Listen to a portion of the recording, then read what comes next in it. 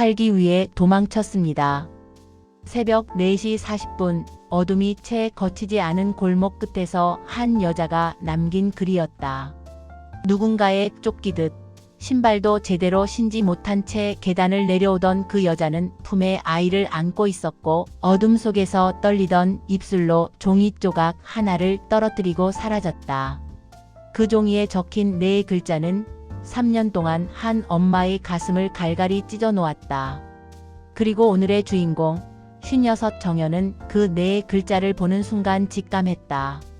수진이다, 내 딸이다. 정연의 삶은 그날 이후 완전히 멈췄다.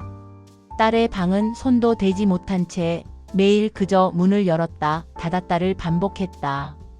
혹시라도 딸이 돌아올까봐. 정연은 하루에도 수십 번 딸의 이름을 불렀다.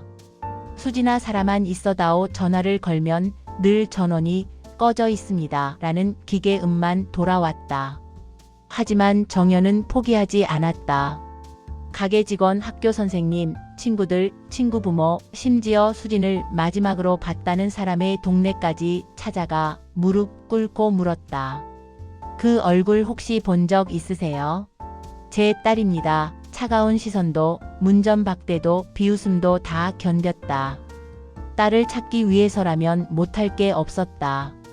정연은 여름 장마철엔 우비도 없이 동네 전단지를 돌며 빗속을 헤맸고 겨울에는 손끝이 얼어붙을 때까지 전화를 눌렀다.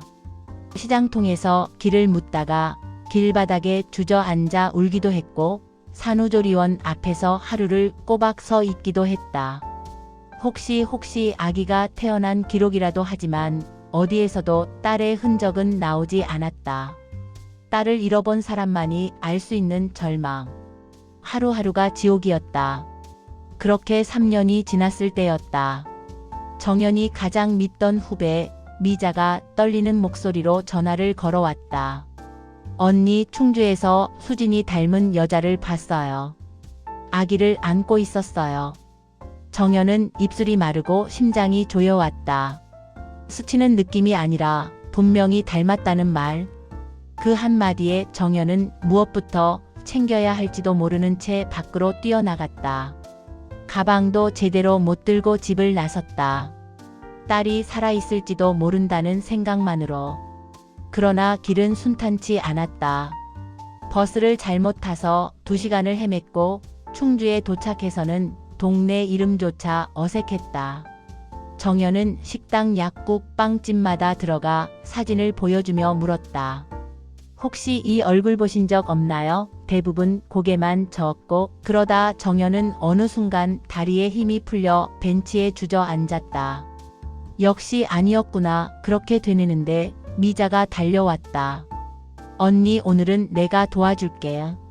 미자가 정연을 차에 태우고 이곳저곳을 함께 돌았다. 그러다 미자가 말했다. 언니, 아까 충주 오는 길에 그 떡볶이 그림 그려진 차 봤어요. 혹시 사위차 아니에요? 정연의 심장이 덜컥 내려앉았다. 사위의 차가 충주에 있을 이유가 없었다. 그런데 봤다고 했다. 그 말 한마디에 정연은 그날 밤 모텔조차 제대로 쉬지 못한 채 뜬 눈으로 새벽을 넘겼다.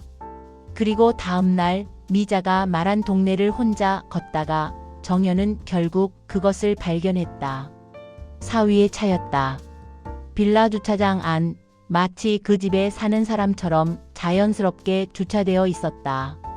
정연은 숨도 제대로 쉬지 못한 채 그 차가 있는 입구에서 조용히 서서 기다렸다. 전화를 할 수도 있었지만 왜인지 직접 눈으로 보고 싶었다. 그렇게 1시간, 2시간 비는 오락가락했고 바닥은 질척였고 정연의 양말은 이미 젖어 있었다. 그러다 철컥 빌라 문이 열렸다. 그리고 아기를 품에 안은 여자가 내려오고 있었다. 우산도 없이 어깨에 얹힌 수건 하나로 비를 막으며. 정연은 그 얼굴을 보는 순간 숨이 멎었다. 아무리 야위어도 아무리 초췌해져도 그 얼굴은 분명 딸이었다. 수지나 정연은 한 걸음도 뗄 수 없다가 갑자기 무너지듯 달려갔다. 딸은 놀란 얼굴로 멈춰섰고 정연은 떨리는 손으로 딸의 뺨을 감싸 쥐었다. 살아있구나. 제발 살아만 있어줘서 고맙다. 딸은 문득 고개를 떨구더니 울음을 터뜨렸다. 엄마 미안해, 진짜 미안해. 그리고 사위가 나타났다. 고개를 들지 못한 사위는 떨리는 목소리로 말했다. 어머니 말도 안 되는 선택을 했습니다. 사위가 운영하던 가게는 사기를 당해 모두 빼앗겼고 빚은 감당할 수 없을 만큼 불어났다. 아이까지 가진 상황에서 아무것도 가진 게 없었다. 엄마 아기까지 데리고 당신 앞에 가기 싫었어. 한없이 창피했어. 딸은 눈물을 흘리며 말했다. 그래서 그냥 도망쳤어. 여기서 새로 시작하려고. 근데 그것마저도 잘 안 돼서. 정연은 가슴이 찢어졌다. 바보 같은 것들, 너희들이 무슨 짐이냐. 엄마한테 와야지. 정연은 딸을 꼭 안고 서울로 데려왔다.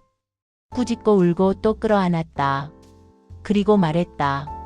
이제 도망치지 말아라. 다시 시작하자. 정연은 사위에게 다시 장사할 기회를 마련해줬다. 이건 주는 게 아니다. 빌려주는 거다. 대신 약속해라. 이제부터는 피하지 말고 정면으로 살아라.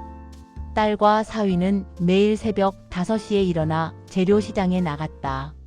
좋은 멸치, 좋은 양파, 고춧가루를 고르는 손끝은 점점 익숙해졌고 둘은 하루 종일 부부가 함께 일하며 손님들에게 따뜻하게 인사했다. 아이는 가게 뒷방에서 울기도 하고 웃기도 하며 성장했다. 정연은 손주를 등에 업고 가게 바닥을 쓸고 딸과 사위는 서로 교대하며 육수 냄비를 지켰다. 그렇게 몇 달이 지나자 사람들이 입을 모아 말했다. 여기 맛이 있네. 정성이 있어.